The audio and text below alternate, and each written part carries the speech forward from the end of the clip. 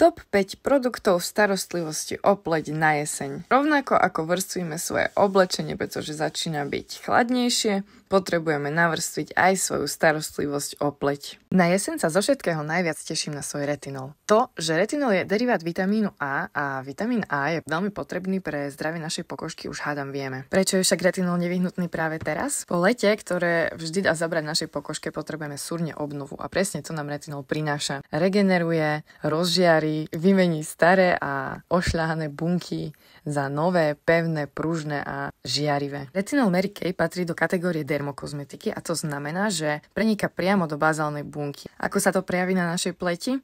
Retinol je perfektný na boj proti vráskam, boj s akné, s mdlou a zašednutou pokožkou a dokonca je o ňom známe, že nie len, že spomaľuje procesy starnutia na našej pleti, ale ich aj vie zvrátiť o niekoľko rokov.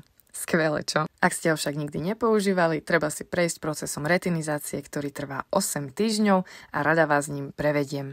Samozrejme, retinolové sérum sa nezaobíde bez jeho verného parťáka upokojujúceho mliečka. Ak sa však tento rok na retinizáciu necítite, ale rozhodne by ste chceli mať pevnú, pružnú a mladistvo vyzerajúcu pleť, tak poďme do mikrodermálnej kolekcie. Opäť sa skladá z dvoch na seba nadväzujúcich prípravkov a tým je mikrodermálny peeling a sérum redukujúce pory.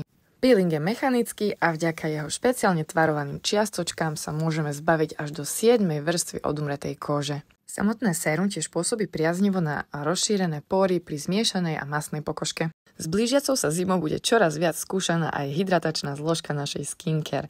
To znamená, že možno budete cítiť, že sa potrebujete viac krémovať. Je to úplne v poriadku, ja to mám takisto. Pred sebou práve máme nemastný hydratačný gel, ktorý má jemné gelové zloženie, ako už jeho názov napovedá, a je vhodnejší pre mastnejší typ pleti, prípadne pre suchšiu pokožku na denné použitie ako doplnkový krém. Jeho dvojička intenzívny hydratačný krém má na rozdiel od neho hustejšie krémovejšie zloženie a v mojom prípade ho radšej používam na noc, pretože mi pripomína naozaj takéto husté zloženie, ako majú krémy Nivea a podobne. Niekedy sa po ňom trošku lesknem, takže ho mám najradšej na nočné použitie. Do pokožky sa však strebáva veľmi pekne a skutočne intenzívne hydratuje do neviem koľkej vrstvy, ale stačí mi to.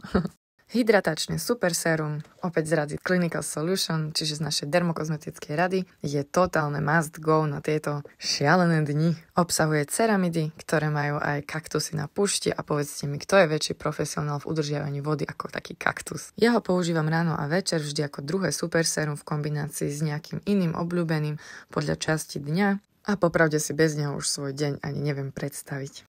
A nakoniec som si nechala to najlepšie. Toto je krém, dámy a páni, ktorý so mnou ráno vstáva a večer zaspáva. Správne, je to tak, je to náš krém na mimické vrásky. Určite ste odo mňa už o ňom počuli a ešte aj veľakrát budete.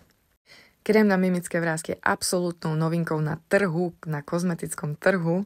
Používa sa ráno a večer a skutočne vyhľadzuje tie neposlušné mimické vrásky, ktoré si tvoríme každou jednou mimikou alebo pohybom čela, úsmevom a mračením sa.